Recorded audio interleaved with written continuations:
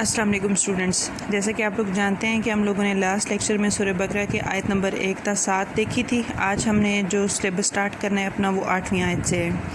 بسم اللہ الرحمن الرحیم۔ وَمِنَ النَّاسِ اور بعض لوگ میں یقولو جو کہتے ہیں آمنا ہم ایمان لائے باللہ اللہ پر وبالیوم الآخری اور یوم آخرت پر، اور کچھ لوگ جو کہتے ہیں ہم ایمان لائے اللہ پر اور یوم آخر پر، وما ہم بمومنین حالانکہ وہ ایمان لانے والے نہیں۔ اس آیت کا ہم پہلے تشریح دیکھ لیتے ہیں، اس کے بعد ہم اگلی آیات کو دیکھیں گے۔ آیت نمبر 8 کی تشریح کے لیے آپ لوگ آ جائیں صفحہ نمبر 69 پر۔ یہاں پر سب سے پہلے منافقین کا حوالہ دیا گیا ہے کہ منافقین کون لوگ ہوتے ہیں۔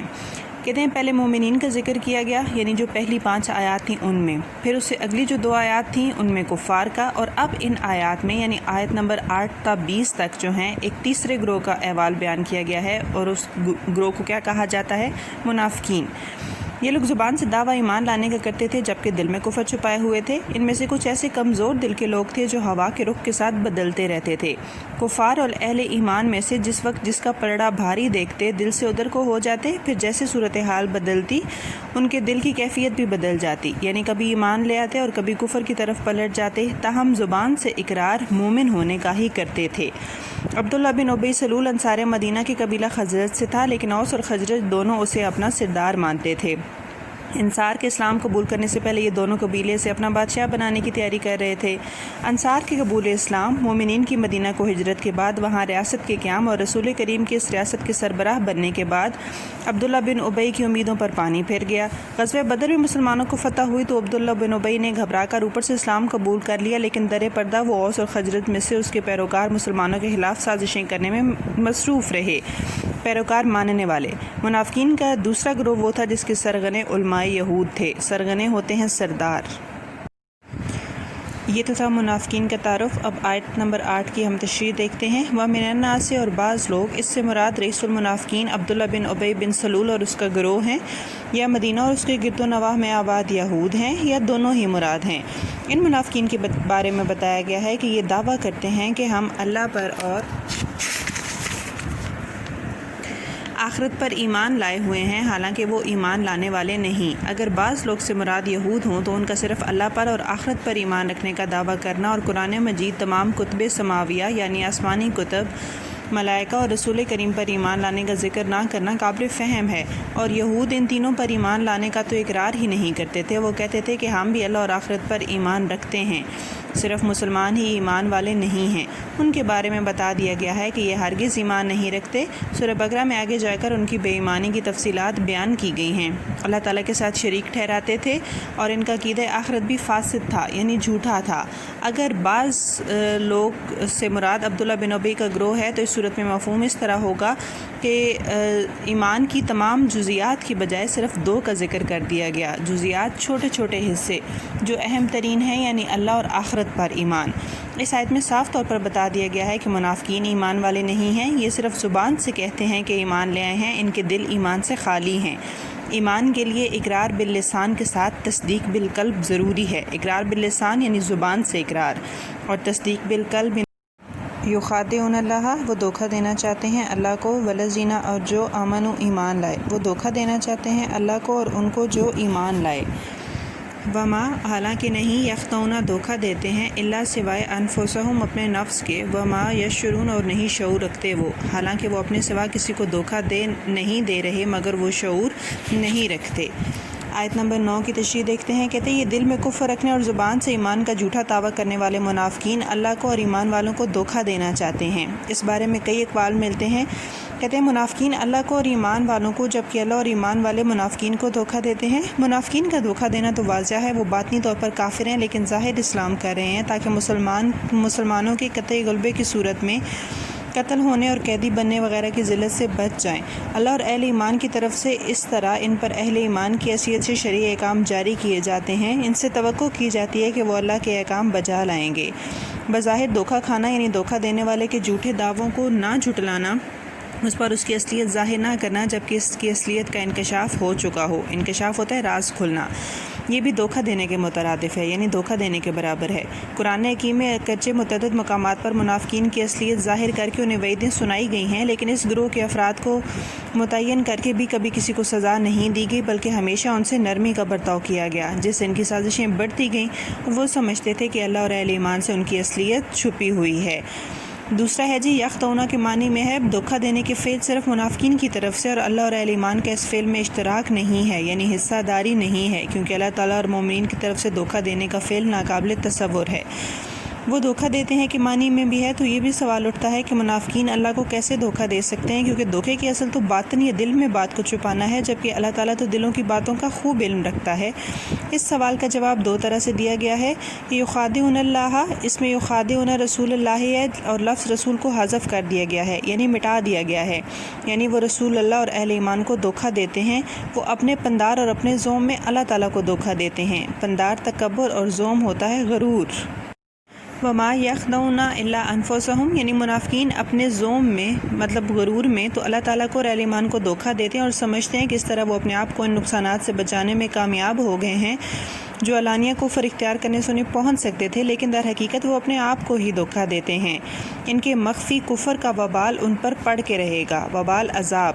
دنیا میں ذلیل و رسوا ہوں گے، کسی کی نظر میں ان کی ذرا عزت نہ رہے گی، اور آخرت میں سب سے گھٹیا مقام ان کا ہوگا۔ عربوں کا مقولہ ہے، یعنی جو شخص اسے دھوکہ دینے کی کوشش کرے جسے دھوکہ نہیں دیا جا سکتا تو وہ شخص اپنے آپ کو ہی دھوکہ دیتا ہے۔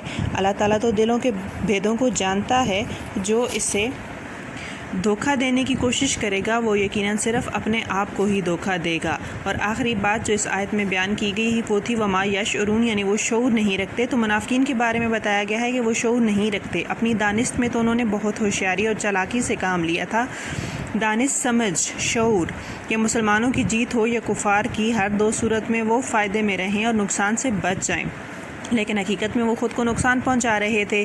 ایمان اور اسلام کی نعمت کو ٹھکرا کر انہوں نے کفر کو اختیار کر لیا تھا، جو دنیا اور آخرت دونوں میں تباہی اور بربادی کا موجب ہے، یعنی سبب ہے۔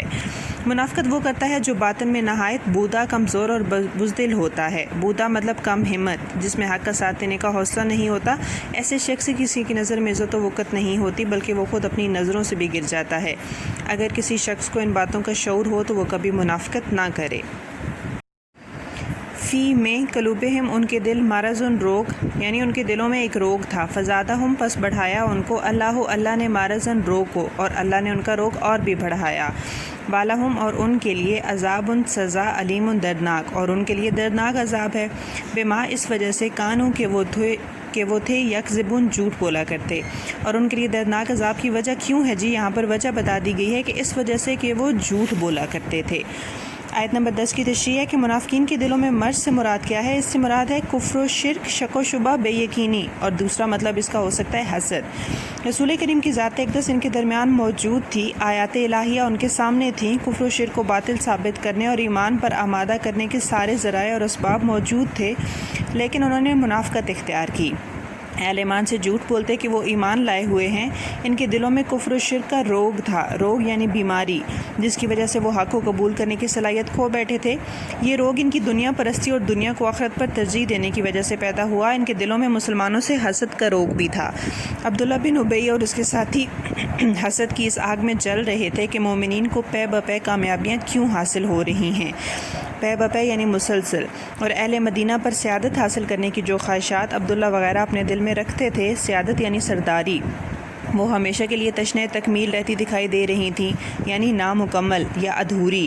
یہی حال یہود کا تھا جو اسلام آنے سے پہلے اہل کتاب ہونے کی بدولت عربوں میں امتیازی حیثیت کے مالک تھے، مسلمانوں سے حسد کرتے تھے۔ اللہ تعالیٰ نے ان کے مرض کو اور بڑھا دیا۔ اس سے مراد یہ کہ مسلمانوں کو مسلسل کامیابیاں حاصل ہونے سے منافقین کے مذکورہ روگ میں اضافہ ہو گیا۔ مسلمانوں کی کامیابیاں اور منافقین کے روگ میں اضافہ کو اپنی طرف منسوب کیا یعنی جوڑنا، منسوب کا مطلب ہوتا ہے جوڑنا۔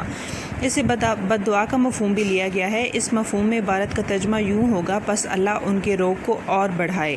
آیت کے آخر میں منافقین کے انجام کی خبر دی گئی ہے کہ ان کے لیے دردناک عذاب ہے، جس کی وجہ ان کا جھوٹ بولنا یعنی ایمان لانے کا جھوٹا دعویٰ کرنا ہے۔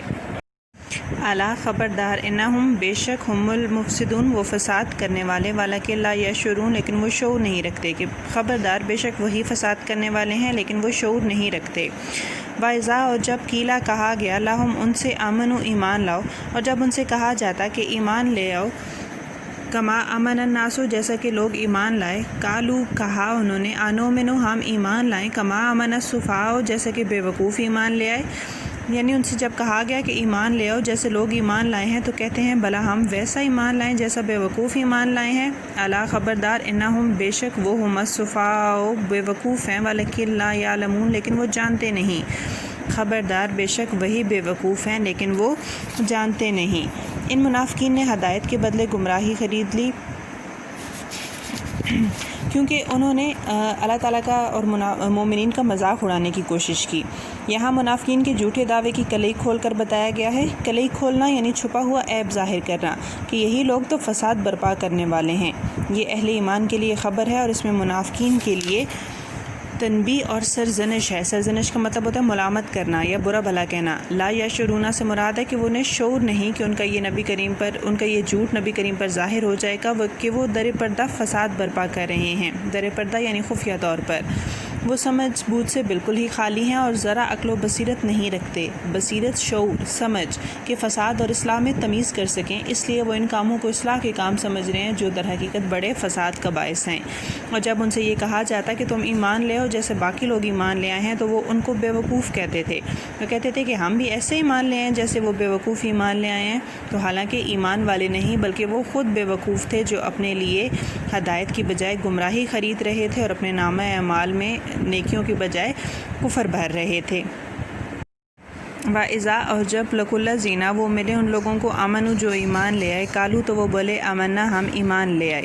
اور جب وہ ایمان والوں سے ملتے ہیں تو کہتے ہیں ہم ایمان لے آئے ہیں۔ وَإِذَا اور جب خلاؤ تنہا ہوئے اِلیٰ شیاطینہم شیاطین میں، اور جب اپنے سرغنوں کے پاس تنہائی میں ہوتے ہیں، قالوا کہا انہوں نے انا بے شک ہم معاکم تمہارے ساتھ ہیں، تو کہتے ہیں کہ یقیناً ہم تمہارے ساتھ ہیں۔ انما بے شک ہم نحن ہم مستہزئون ہنسی اڑانے والے ہیں، کہ ہم تو محض ہنسی اڑانے والے ہیں۔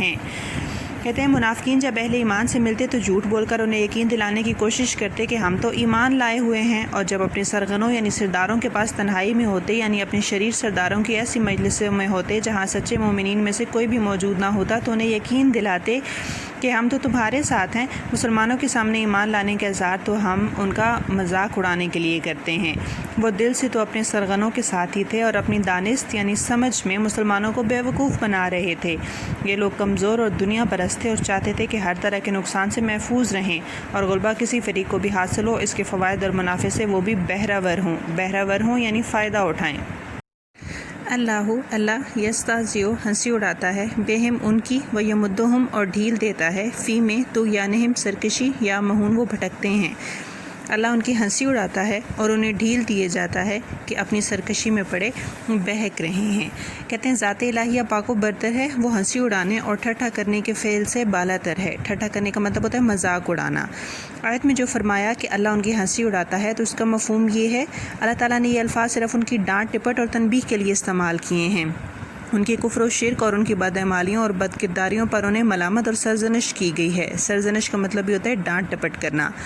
یہ الفاظ جزا، بدلے اور انتقام کے طور پر استعمال کیے گئے ہیں۔ یہ اسی طرح کی بات ہے جیسے وَمَكَرُوا وَمَكَرَ اللَّهُ اور انہوں نے مکر کیا اور اللہ نے بھی مکر کیا۔ مکر کرنے کا مطلب ہوتا ہے دھوکہ دینا۔ اور جزاء سیئۃ سیئۃ مثلها برائی کا بدلہ ویسے ہی برائی۔ ان دونوں مقامات پر بھی بدلہ اور جزا مراد ہے ان کی بد کرداریوں کا جو طبعی نتیجہ نکلے گا جس سے ان کی جگ ہنسائی ہوگی یعنی لوگ ان کا مذاق اڑائیں گے، اور آخرت میں جس عذاب کو انہیں جھیلنا پڑے گا یہ ان کے استہزاء کے جواب میں اللہ تعالیٰ کی طرف سے استہزاء ہے۔ استہزاء مذاق اڑانا یعنی طبعی قوانین، نظام قدرت یا سنت اللہ کے تحت ہونے والے ان کے انجام بد کو اللہ تعالیٰ نے اپنی طرف منسوب کیا ہے کیونکہ یہ طبعی قوانین وغیرہ اسی کے بنائے ہوئے ہیں۔ ان کے انجام بد پر دنیا ہنسے گی۔ کسی گنہگار کو اللہ تعالیٰ اس کے ارتکاب گناہ پر فوراً سزا نہیں دیتا۔ ارتکاب گناہ کا مطلب ہوتا ہے گناہ کرنا، بلکہ طبعی قوانین کے مطابق وہ اللہ کی مقرر کردہ عمر پوری کرتا ہے۔ اسے مال و دولت، اولاد وغیرہ سب نعمتیں بھی بدستور عطا ہوتی رہتی ہیں، جس پر گنہگار پھول جاتا ہے، مزید گناہ کرتا ہے۔ وہ سمجھتا ہے کہ اللہ تعالیٰ تو اس پر مہربان ہے، اس لیے وہ گناہوں پر نادم ہو کر ان سے توبہ کرنے کی بجائے نادم شرمندہ ان کے ارتکاب پر مزید دلیر ہو جاتا ہے۔ یہ ہے اللہ کی جانب سے ان کی رسی دراز کرنے اور انہیں ڈھیل دینے کا مفہوم۔ منافقین کا بھی یہی حال تھا، اللہ انہیں ڈھیل دے رہا تھا، یعنی نظام قدرت کے تحت انہیں روزی، اولاد وغیرہ سب نعمتیں مل رہی تھیں، اور وہ سمجھتے تھے کہ ان کی منافقانہ روش کو اللہ کی تائید حاصل ہے۔